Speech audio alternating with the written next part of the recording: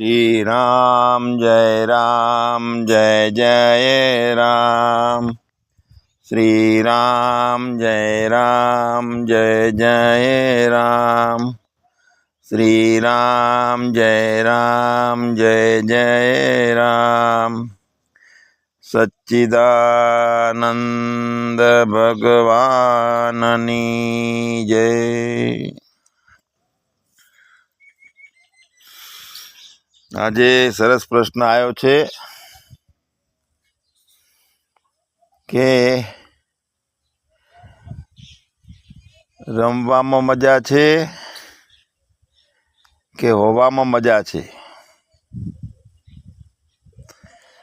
તો આ બંનેમાંથી કઈ મજા છે જો સ્પષ્ટ કરવું હોય તો ભમવાની મજા જે છે એ કેમ ઊભી થઈ ગઈ અને ભમવાની મજા બંધ થઈ જાય ત્યારે રમવાની મજા છે કે હોવાની મજા છે એ ખબર પડે। જ્યાં સુધી ભમીએ છીએ ત્યાં સુધી તો એવું લાગે છે કે હાકર થાવું એના કરતાં હાકર ખાવી સારી। એટલે આ વાતને આપણે ઊંડાણથી થોડું સમજીએ।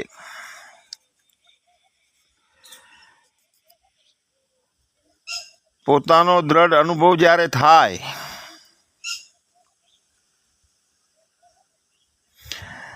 ભમવા વાળો જીવાતમાં મુમુક્ષુ આવે એમાં મુમુક્ષતા આવે અને રમવાની શરૂઆત એની થાય મુમુક્ષુની કે હા હવે મજા આવે છે, રમત છે આ પરમાત્માની, એમાં રમીએ છીએ। તો એણે એ વખતે એનું દિશા બદલી નાખી છે, રસ્તો બદલી નાખ્યો છે કે ભમવા નથી જવું, રમવા જવું છે। એટલે ધ્યાનમાં લાગે છે, સત્સંગમાં સાંભળવામાં આવે છે, નિધિ ધ્યાસન કરે છે, મનન કરે છે। કેમ કે એ કરતો હોય છે ને ત્યારે એને ધીરે ધીરે એવું લાગે છે કે ભમવામાંથી હું હવે મોકળો થઉં રહ્યો, મુક્ત થઉં છું ને હવે રમવાની મજા ચાલુ થઈ છે એવું મહેસૂસ કરતો જાય છે મુમુક્ષુ। અને એને રમવાની મજા ચાલુ થાય છે, ભમવાની મજા બંધ થાય છે મુમુક્ષુને ધીરે ધીરે। હવે એ મુમુક્ષુ કાયમી મોક્ષની ઈચ્છા રાખતો હોય, બધા પ્રકારના દુઃખ નિવારણ એના થઈ જાય કાયમ માટે એવી ઈચ્છા હોય તો એને પોતાના હોવાનો દ્રઢ સાક્ષાત્કાર કરવો જોઈએ, હોવાનો, રમવાનો નહીં। એટલે કે પોતાનાથી જે હોવું જે છે એ અભિન્ન, તો એ અભિન્નતા પોતાનાથી હોવાપણું જે છે એ અભિન્ન છે અને રમવાપણું છે એ પણ પ્રતીતિમાં આવી જાય। એટલે અંતરાત્માથી અભિન્ન બ્રહ્મનો દ્રઢ સાક્ષાત્કાર કરવો જોઈએ, એટલે હોવાનો અનુભવ કરવો જોઈએ એમ। હોવું એ ભૂમિકા ઉપર એને થવું જોઈએ આ બધું। તો આવું હોવું જ છે, મતલબ કે સાક્ષાત્કાર જ। તો એવા સાક્ષાત્કાર માટે જીવનો, જગતનું અને પરમાત્માનું જે સ્વરૂપ છે જેમ છે એમ વિચાર કરવું જોઈએ એમ। તો જેમ જળાકાશથી ઘટાકાશ આખું ઢંકાઈ ગયેલું હોય છે,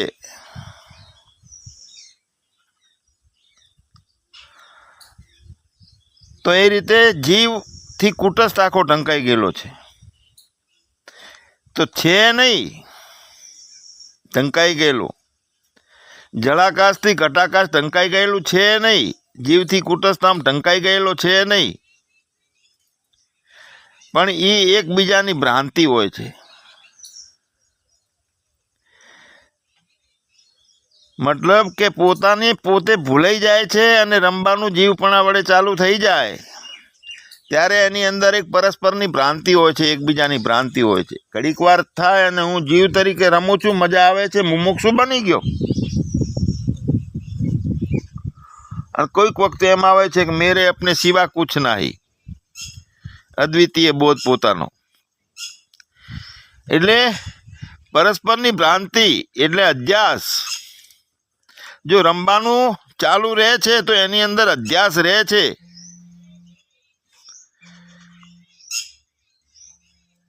એટલે કુટસ્થનો સદરૂપ સ્વભાવ જીવમાં પ્રતીત થતો થાય એ અધ્યાસ કહેવાય. એક મિનિટ. એટલે જીવના જે ધર્મો છે એ કુટસ્થમાં પ્રતીત થાય. સુખ દુઃખ આ ધર્મો જીવના છે. રંબાના ધર્મો આમ જીવના છે અને કુટસ્થમાં પ્રતીત થાય છે. આ અન્યોન્ય અધ્યાસ છે. હવે જે જીવને પોતાનું કુટસ્થનું સ્વરૂપ જેમ જેમ જાણ્યું નથી ને ત્યાં સુધી રમત છે, અને અવિદ્યા ઠસોઠસ ભરેલી છે ત્યાં સુધી ભમવાનું છે. બિલકુલ નિવેડો જ્યારે એક લાવવાનો છે કે હોવાવાળો અને રમવાવાળો એક છે. હોવાવાળો, રમવાવાળો અને ભમવાવાળો બધું એક જ છે ને બીજું કાંઈ છે જ નહીં. મેરે અપને સિવા કુછ નહીં, એવી સમજ લાવવાની છે. તો ખૂણે ખાંચરે જેમ કચરો રહી જાય છે એમ જીવમાં કુટસ્થની અંદર જીવનું વાસ્તવિક સહેજ પણ અધ્યાસ ના રહેવો જોઈએ. કારણ કે અધ્યાસ બંનેમાં થાય છે. જીવ અને કુટસ્થમાં પરસ્પર અધ્યાસ થાય છે. હવે શુદ્ધ હોવાનું સમજીએ અને બધું કેવી રીતે પહેરીએ છીએ, રમીએ છીએ એ સમજીએ, અને ભમવાનું કેવી રીતે થયું એ થોડુંક સમજી લઈએ. સચ્ચિત અને આનંદ એ ફક્ત આત્માનો સ્વભાવ છે, એ આપણે બધા જાણીએ છીએ. અને અસત, જળ, દુઃખ અને દ્વૈત એ બધા અનાત્માનો સ્વભાવ છે, એટલે માયાનો સ્વભાવ છે. હવે આ બંનેનો સ્વભાવ એકબીજામાં ભળી ગયો, અન્યોન્ય અધ્યાસ થયો છે. એટલે આત્માનું જે કાયમી હોવાપણું એટલે કે સતપણું છે એ માયામાં આવ્યું. એટલે માયા અસત હોવા છતાં સત જેવી લાગવા લાગી. કોને? ભમવાવાળાને અને રમવાવાળાને.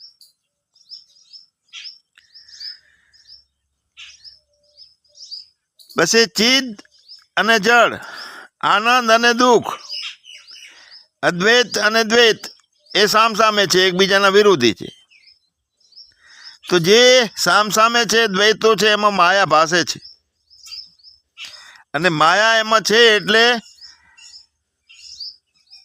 સુખરૂપ લાગે છે બધું. એટલે ભમવાવાળાને ભમવાનું સુખ લાગે છે, ઇન્દ્રિયોમાં રમવાનું સુખ લાગે છે, મોજું કરવાનો આનંદ આવે છે.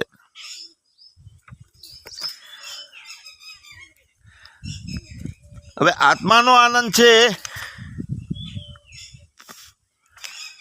અને માયામાં દુઃખરૂપતા ઊભી થાય છે, તો માનીએ છીએ કે મારામાં દુઃખ છે.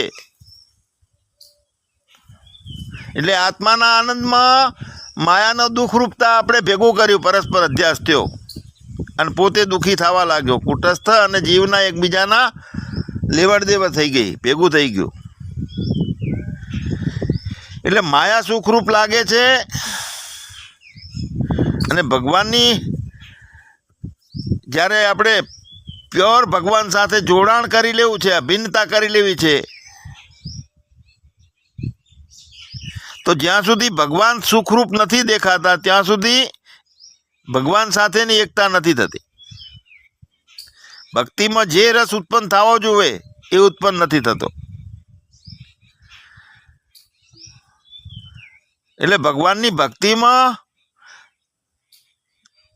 મોટા ભાગના લોકોને રસ નથી મળતો. એનું કારણ આ છે કે ભગવાન સિવાયનું બીજું બધું સુખરૂપ લાગે છે. ફક્ત ને ફક્ત ભગવાન જ સુખરૂપ લાગવો જોઈએ.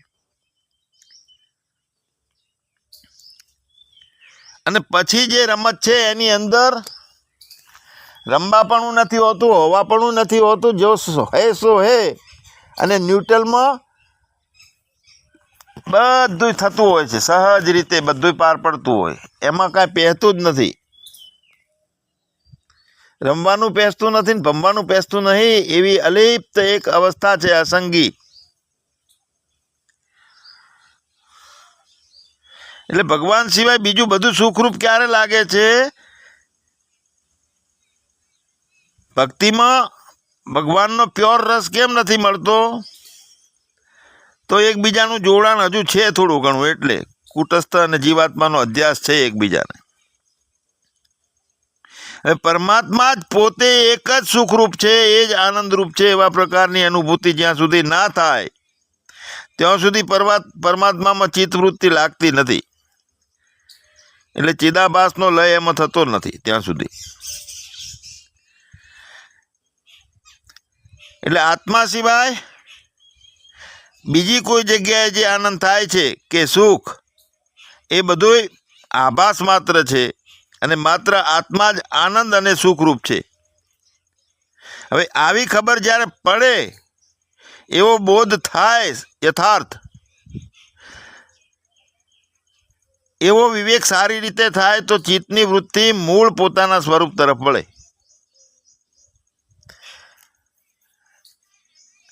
ચિત્તની વૃત્તિ પોતાના સ્વરૂપ તરફ જ વળે એ પૂર્ણ વિવેક સિવાય થતો નથી. અને એ પૂર્ણ વિવેક પૂર્વે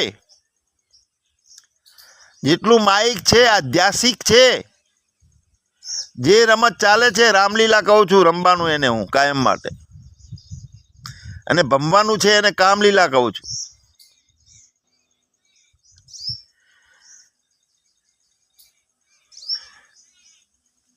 તો રમવાનું અને હોવાનું બે એકરૂપે ક્યારે થાય? આ મોટી વાત છે. ભગવાન કૃષ્ણને દ્રષ્ટિમાં લઈએ તો ભગવાન આપણને કાયમ આખી જિંદગી રમ્યા છે એવું લાગે છે, ભમ્યા નથી લાગતા. કેમ કે નાટક કર્યું છે, લીલા કરી છે. પણ ભગવાને જે મૂળ તત્વજ્ઞાન આપ્યું છે ગીતામાં, એ હોવા તરફનો સંકેત આપ્યો છે. એટલે હોઈને રમવું ત્યાં રમત હોતી નથી, હોવું જ હોય છે. હોઈને રમવું ત્યાં રમત નથી, ત્યાં પોતાની લીલા છે રમતના બદલે. પણ એવું ક્યારે થાય? માત્ર પોતે આત્મા છે જ આનંદ અને સુખરૂપ છે. બાકી જગતના પદાર્થોમાં જ્યારે ચિત્તની વૃત્તિ થાય છે ને જે આનંદ મહેસૂસ થાય છે, એ તો અન્ય અધ્યાસનો હોય છે, વિષયોનો સુખ હોય છે. હવે એ આત્મા અને અનાત્માનો એકબીજામાં ભેળસેળ થઈ ગયું છે, એની નિવૃત્તિ થઈ જાય ને ત્યારે પછી નિખાર આવે રમવામાં. એ રમત છે એ લીલા તરીકે રમાતી હોય, એને કોઈ ના બનતી હોય લકીરી, એવી ફકીરી ચાલુ હોય, હોવાપણાની ફકીરી.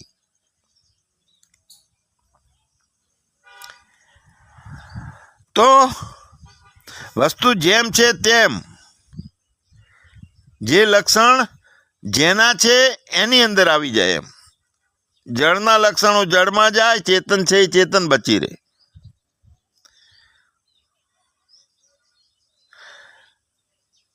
જળાકાશથી ઘટાકાશ ઢંકાય છે, એમ જીવથી આખો કુટસ્થ ઢંકાય છે. આપણે ઘટાકાશને કેમ સમજીએ છીએ? કુટસ્થને સમજવા માટે. 4 જાતના આકાશ છે ને, જલાકાશ એટલે જીવ અને ચિદાભાસ, એ રીતને એને સમજીએ, એને યુક્તિ છે. ઘટાકાશ એટલે કુટસ્થ, એક ઘડાની અંદર રહેલું આકાશ, એટલે જ્યાં અધ્યાસ થાય છે પ્રમાતાનો અને કુટસ્થનો, એ ભૂમિકા છે, એટલે એને કુટસ્થ કહેવામાં આવે છે. અને મેઘાકાશ એટલે ઈશ્વરને લઈએ છીએ. સર્વ કર્મ ફળદાતા છે, જીવ માટે આખું જગત ઊભું કરવા સંકલ્પ માત્રથી ઊભું કર્યું છે, પણ વાદળા ઊભા થયા છે બધા. એટલે મેઘાકાશ છે એ ઈશ્વર છે. અને મહાકાશ ચોખ્ખે ચોખ્ખું જેમ છે એમ એ બ્રહ્મ સ્વરૂપે સમજો. આપણે એ બ્રહ્મ છે એમ નથી, બ્રહ્મને સમજવા માટે એક આ 4 યુક્તિઓ છે. 4 આકાશ અને 4 ચેતન, એવી રીતે આપણે સમજીએ. હવે ચેતનમાં કુટસ્થ અને જીવનો અન્યોન્ય અધ્યાસ છે, અને ઈશ્વર અને બ્રહ્મનો અન્યોન્ય અધ્યાસ છે. હવે મેઘાકાશથી મહાઆકાશ ઢંકાય છે. એમાં મેઘના જે વાદળોનો બાદ કરી જળનો બાદ કરીએ તો એ વખતે ઘટાકાશ એ પણ મહાકાશ બની જાય છે. એક જ છે, બનતું નથી, હતું જ. ઘડાની અંદર રહેલું આકાશ એવા ઘટાકાશને મહાકાશને મળવું હોય તો શું કરવું પડે? ઘડાને ફોડવો પડે? તો ના. ઘડાને ફોડ્યા પછી પણ ઘડાની અંદર રહેલું ઘટાકાશ થોડું કે રહી જાય, એક તોતણા જેટલું રહી જાય તો પણ એ આગળ જઈ અને મહાકાશમાં મળે તો એમાં પણ કરતા ભોગતાનો સંભવ રહે છે એમ આપણો પોતાનો. એટલે સહેજ પણ અવિદ્યાનો સહેજ એક વાળ જેટલો, તણખલા જેટલો ભાગ રહે છે ને ત્યાં પણ આપણને શુદ્ધ મહાકાશ એટલે કે શુદ્ધ જો હૈ સો હે વો મેરે અપને સિવા કુછ નહીં એનો અનુભવ થતો નથી. તો ઘડાને ફોડી નાખીએ તો ઘટાકાશના બદલે મહાકાશનું દર્શન થાય. તો ઘડાને ફોડીએ કે ના ફોડીએ, ઘટાકાશ જે છે એ જ મહાકાશ છે. આ વાત સમજવાની. વગર ફોડે પણ જે આ જીવ છે, જે આ પ્રમાતા છે એ જ કુટસ્થ છે, કુટસ્થ છે એ જ બ્રહ્મ છે. પણ જીવ છે એને કુટસ્થ છે એમ ના કહેવાય, કેમ કે જીવમાં અધ્યાસ છે, અવિદ્યા છે, અંતઃકરણ છે, એમાં ભ્રાંતિઓ છે એમાં. પણ ભ્રાંતિ વગરનો મૂળ સ્વરૂપે એ જ છે, બીજો કોઈ નથી. તો કુટસ્થ અને બ્રહ્મ બંને એક છે, ખાલી કહેવા પૂરતો ભેદ છે કે જે સ્થિતિમાં જે તત્વ રહેલું છે એ સ્થિતિમાં જ્યાં જળ ચેતનની એકતા થાય છે, એકબીજાના અન્યોન્ય અધ્યાસ થાય છે, એટલે એને કુટસ્થ કહેવામાં આવે છે, કહેવા માત્ર છે. બાકી બંને કાયમથી એક જ છે ને એક સિવાય છે નહીં, બે છે જ નહીં, કુટસ્થ અને બ્રહ્મ. આ તો શું એકબીજાનો સંગ આવે છે ને એનાથી અજ્ઞાનના કારણે ભમવાનું લાગે છે અને જ્ઞાની છું એના કારણે રમવાનું લાગે છે. કેવી રીતનો સંગ થાય છે કે આપણું લાલ કલરનું ફૂલડું છે એ ચોખ્ખે શુદ્ધ સ્ફટિક મણીની જોડે પડ્યું હોય છે તો આપણને એ સ્ફટિક મણી દૂરથી લાલ જેવો દેખાય છે. હવે એ સ્ફટિક મણીની અંદર લાલાશ કાઢવા માટે એને હાબુથી ધોવાની જરૂર નથી કાંઈ.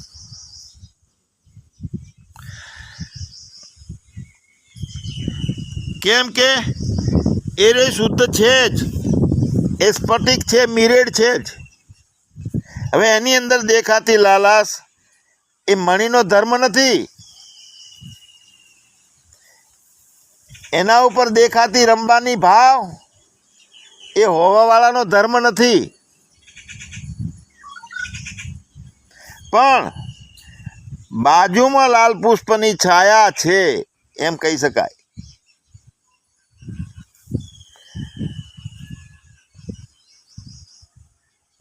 એ સ્ફટિક મણીમાં દેખાતી લાલાશ એ મણીની પોતાની નથી ઉપજ, અધ્યાસ થયો છે. વચ્ચે ભેગું શું થયું? લાલ પુષ્પની છાયા, એનો પડછાયો એનો ભેગો થયો છે. હવે બંને ભેગું થયું છે અને સ્ફટિક મણી લાલ દેખાય છે. લાલ દેખાય તો સુધી તો વાંધો નથી, સાક્ષીને દેખાય. પણ અવિદ્યાવાળો અજ્ઞાની એ સ્ફટિક મણી તે હું લાલ છું એમ કરીને ભમવા લાગે છે. હું દુઃખી છું, હું જન્મ્યો છું. હવે એવી સમજ એને ઊભી થાય ને કે આ લાલાશ મારી નથી, મારી જોડે પેલું પડ્યું છે ફૂલડું, એટલે લાલાશ દેખાય છે બીજાને, અને હું તો લાલ તો છું જ નહીં. ત્યારે એની અંદર રમવાનું હોય છે. મારી અંદર કશું નથી, મોજ છે, મોજ. વાસ્તવિકતામાં શુદ્ધ છે જ, તો અંતઃકરણના ધર્મો જે છે આત્મામાં આરોપિત રૂપે જ્યારે અનુભવવામાં આવે છે તો આત્મામાં એ વખતે દેખાતું કરતાપણું, ભોગતાપણું, સુખીપણું, દુઃખીપણું કાઢવું હોય તો કંઈ સાધન કરવું પડે નહીં ભગવાન. અંતઃકરણના ધર્મો આત્મામાં પ્રતીત જ થાય છે ફક્ત, અને હકીકતમાં એ આત્માને કોઈ હાનિ પહોંચાડી શકતા જ નથી. જો રમવાની વાત છે એ સારું કે હોવાની વાત સારું, તો રમતા રમતા હોવું છૂટતું ના હોય તો રમત છે એમાં હોવાવાળાને ક્યાં નડે છે રમત?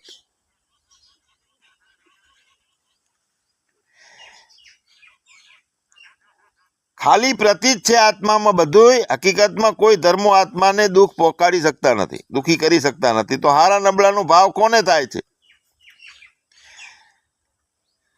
જેણે આખું વિશ્વ ધારણ કર્યું, એમાં બધા પ્રકારના ત્રણેય ગુણો અને એનાથી ઊભા થયેલા બધા પદાર્થો પોતાનામાં હોવા છતાંય પોતે અધિષ્ઠાન છે. એમાં કોઈ જાતનું એને કોઈ ખરોચાઈ નથી, હાનિ પહોંચી નથી. કેમ કે અધ્યસ્ત વસ્તુ ત્રણેય કાળેમાં હોતી નથી. બંબાનું છે, દુઃખીપણું છે, એ અધ્યસ્ત છે. મેલો છે જ્યારે નાઈ લઈએ ચોખ્ખા થઈએ છીએ ત્યારે પણ એ અધ્યસ્ત જ છે. રંબાપણું પોતાનામાં. વાસ્તવિકમાં ના કુછ હે મેરે મેં, ના હુવા ના હોવનહાર. આ તો અન્યોન્ય અધ્યાસ થવાથી એક ગડબડ ઊભી થઈ ગઈ. અને આવા અધ્યાસને કેમ થયો હશે? તો ઘણી પ્રકારની વસ્તુઓ અનાદિ છે. માયા અનાદિ કીધી છે વેદાંતમાં. શુદ્ધ ચેતન છે એ અનાદિ છે. માયા અને બ્રહ્મનો જે સંબંધ થાય છે તે અનાદિ છે. અને જીવ પણ અનાદિ છે, ઈશ્વર અનાદિ છે, અને એકબીજાનો પરસ્પર ભેદ થાય છે ને એ પણ અનાદિ છે. એટલે એની આદિ થઈ એવી કોઈ કહી નથી શકતું. એટલે અનાદિ કાયમી છે જ એવા અર્થમાં નથી અનાદિ શબ્દ. એમ કાયમી જો છે એ તો એક જ છે. એકો અહમ એકો રામ બ્રહ્મ પરમારથ રૂપા, જે એક જ પરબ્રહ્મ તત્વ છે તે જ કાયમી છે. એટલે ભગવાન જે આંખથી દેખાય છે અને દેખાય છે જગત આખું, શા માટે આંખથી દેખાય છે ને અંતઃકરણથી વૃત્તિથી દેખાતું નથી? ક્યારે નથી દેખાતું? ખાલી જ્યારે એકલું રમીએ છીએ ને ભમવાનું બંધ થઈ ગયું છે, એટલે કે સાક્ષી ચેતન જ છીએ આપણે, એટલે બધું પ્રતીતિ થઈ જાય છે. સાક્ષીમાં કોઈ આંખનો વિષય નથી અને અંતઃકરણ નથી હોતું સાક્ષીમાં. એની વૃત્તિનો ઉપયોગ થતો નથી, છતાં સામે પ્રતીતિ તો દેખાય છે સાક્ષીને. તો શા માટે દેખાય છે સાક્ષીને?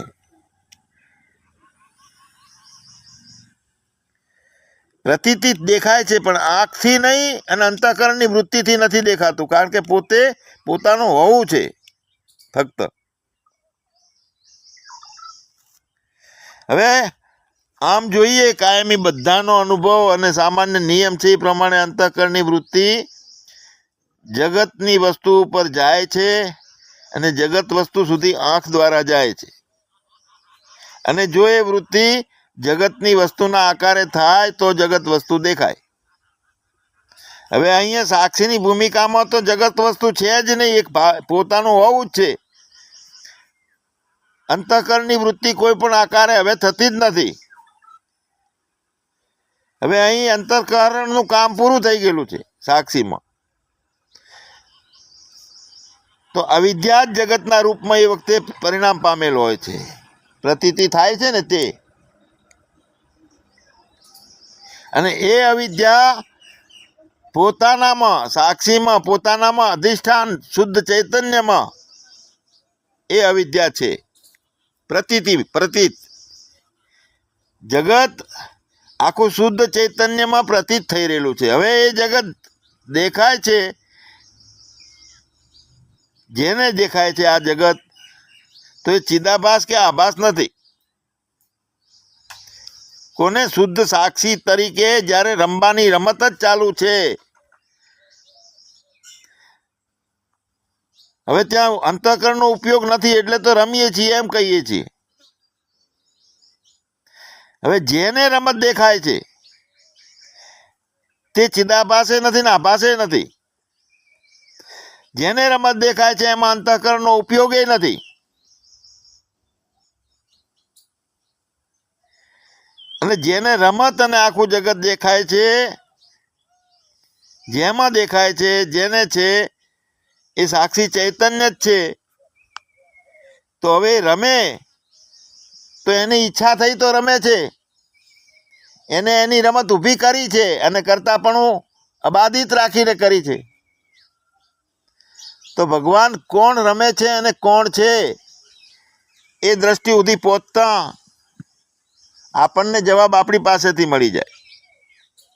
સાક્ષી ચૈતન્ય છે અને એ જ અધિષ્ઠાન છે, એને જ જગત દેખાય છે, એને અંતઃકરણનો ઉપયોગ નથી, પ્રતીતિ માત્ર છે. તો આપણે સીધું જ આપણે એમ કહી શકીએ સાક્ષી રૂપે મારામાં આ બધું જગત પ્રતીત થઈ રહેલું છે. એટલા માટે આખું જગત સાક્ષી ભાષ્ય છે. અવિદ્યાની વૃત્તિ એ સામેની પ્રતીતિ જે છે એ દેખાડે છે, એટલે પ્રતીતિ જ દેખાડે છે. અવિદ્યાની વૃત્તિમાંથી જીવ ભ્રાંતિમાં ભટકતો બહાર નીકળી ગયો છે, એને પોતે બોધને સમજી ગયો છે. તો અવિદ્યાની વૃત્તિ જે અનાદિ છે એ વૃત્તિ એ હોતા જ્યાં સુધી દેહ છે, પ્રાણ છે, ત્યારે પોતે એ વૃત્તિ રહે છે.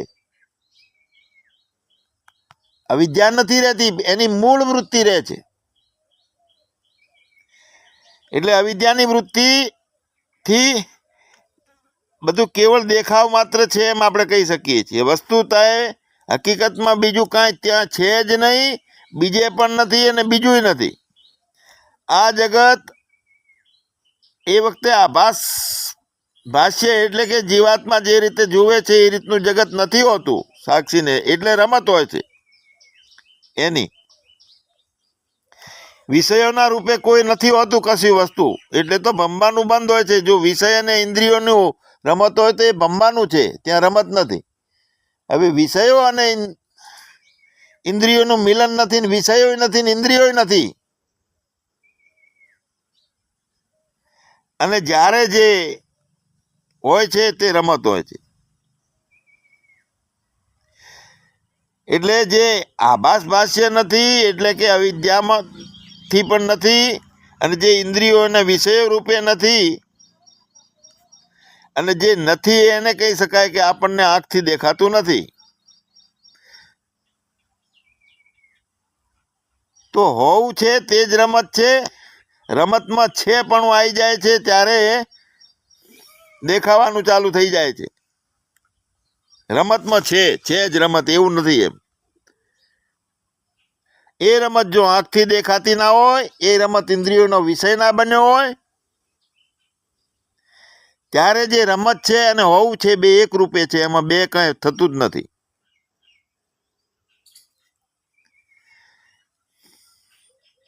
હવે આ કાયમી એવી સ્થિતિ બનેલી હોય તો, જો આંખથી આપણે ના દેખાતું હોય ને તો આપણે દુઃખી થઈએ, તો અંધળાને તો કાયમ દેખાતું નથી. અને આંખથી દેખાતું હોય છે ત્યારે પણ આત્માનો ભાવ પ્રાપ્ત કરવો છે તો એ દેખાતું આંખની ઇન્દ્રિયોના વિષયથી થતું હોય એને આપણે રોકવાનો, પેલું આગળ વધવાનો પ્રયત્ન કરીએ છીએ. હવે જો જગત આંખથી દેખાતું નથી તો અધળા માણસને દુઃખી થવાની કાંઈ જરૂર નથી રહેતી, કોઈ ચિંતા નથી રહેતી. કેમ કે આંખોવાળાને આ જગત દેખાતું નથી જેમ છે એમ. તો આંખ હોય કે ના હોય એનું કોઈ જગત જોવા સાથે કોઈ મેઇન એની અગત્યતા નથી રહેતી એમ. જગત ઇન્દ્રિયોના વિષય રૂપે પણ નથી વાસ્તવિકતામાં. જગત જેવી વસ્તુ કોઈ છે નહીં, એટલે આંખથી જોવું કે ના જોવું એનો પ્રશ્ન નથી. જગત ઇન્દ્રિયોના વિષય રૂપે પણ નથી. ઇન્દ્રિયો પણ ખાલી અમથી જ છે, ઊભું થયેલું ભૂત છે બધું આ માયાથી. અને જગતની પ્રતીતિ જે થાય છે અવિદ્યાથી થાય છે. અને અંદર થાય છે કોને? સાક્ષી ચેતનમાં થાય છે આ પ્રતીતિ. એટલે જગત સાક્ષી ભાષ્ય છે, હું સાક્ષી છું અને આખું જગત મારી અંદર પ્રતીત થઈ રહેલું છે. પણ હું ચિદાભાસ કે આભાસ નથી. હું આવો સાક્ષી ચેતનનો ભાવની સ્થિતિ હોય તો રમવાની એ મજા છે ને હોવાની મજા છે, બંને એક સાથે જ છે. કારણ કે મજા પોતાની છે, ઇન્દ્રિયોની ને વિષયોથી થતા ચિદાભાસની મજા નથી. ક્યાંય રમવાની ઈચ્છા ના રહે અને રમત રમાતી હોય ને તેની મજા છે. કેમ કે જ્યાં પદાર્થો જ્યાં છે તે મારી અંદર જ છે, રમત છે મારી અંદર જ છે, મારાથી નોખી પડતી જ નથી, અભિન્ન છે. કોઈ કામના એમાં નથી, તૃષ્ણા નથી, ઈચ્છા નથી રહેતી રમવાની. કામના, ઈચ્છા કે તૃષ્ણા નથી રહેતી. કેમ કે રમત ત્યારે જ લાગે છે, મજા ત્યારે જ આવે છે કે બધી કામનાઓની, તૃષ્ણાઓની, ઈચ્છાઓની નિવૃત્તિ થઈ ગયેલી હોય. તો આવું પોતાનું હોવું, પોતાનું તત્વબોધ, પોતાની પરમ તૃપ્તિ, પરમ શાંતિ, પોતાનો પરમ આનંદ એ નથી હોવું કે નથી રમવું.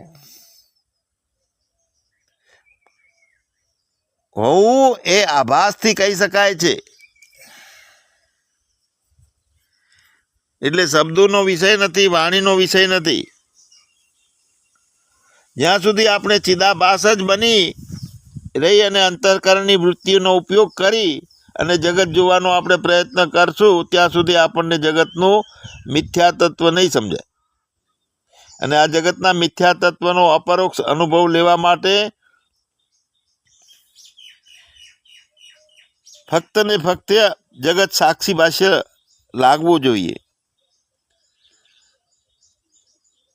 એટલે વચ્ચેથી અવિદ્યાને પકડેલો જે જીવ ભાવ છે, પ્રમાતા છે, એ પણ મટી ગયો હોય. એટલે જ્યાં હવે ચિદાભાસ પાછો બની રહી અને અંતઃકરણની વૃત્તિનો ઉપયોગ કરે છે અને જગત જોવા માટે જાય છે, ત્યાં સુધી રમવાનું ભમવાનું બે ચાલુ રહે છે. પણ અસલ રમત છે તે હોવા રૂપે છે. હવે આપણે જગતનું મિથ્યાત્વ સમજવાનું છે ખાસ. તો એની અંદર અંતઃકરણ ને અંતઃકરણની વૃત્તિ નથી હોતી, ફક્ત સાક્ષી હોય છે અને સાક્ષી એ જગત મિથ્યા છે કરી શકે. અંતઃકરણની વૃત્તિનો ઉપયોગ કરનારો પોતાની ચિદાભાસની સ્થિતિમાં છે, એટલે પોતાને પરિચિંતા જ માની લીધી છે, પરિચિન માની લીધો છે. હવે એ પોતાની પરિચિંતા છોડતો નથી અને એને જો આ જગત રમત લાગતી હોય તો એ ખોટો છે, પોતે ખોટો છે ને એની રમતની સમજ એ ખોટી છે.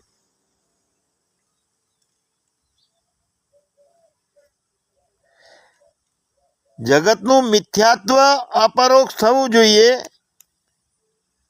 જે જીવ, જે ચિદાભાસ કદાચ જગતનું મિથ્યાત્વ યુક્તિથી માની લે, શાસ્ત્રોથી સ્વીકારી લે, સાંભળીને મનથી નક્કી કરી લે અને અંદર સહેજ પણ પરિચિંતા પોતે માનેલી છે, એટલે બધું ફોક થઈ જાય છે.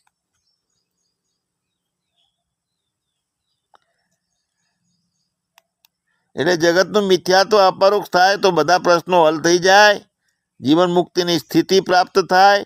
જગત મિથ્યા, બ્રહ્મ સત્ય, જીવો બ્રહ્મેવ ના પર,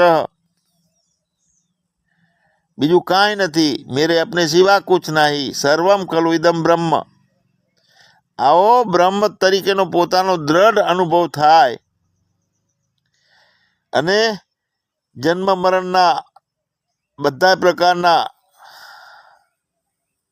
દુઃખો, બધા પ્રકારના સુખો, બધા પ્રકારના સંસારથી રમું છું એ ભાવથી અને ભમું છું એ ભાવથી મોકળો થઈ જાય, મુક્ત થઈ જાય, એની બલિહારી છે સચ્ચિદાનંદ ભગવાનની જય.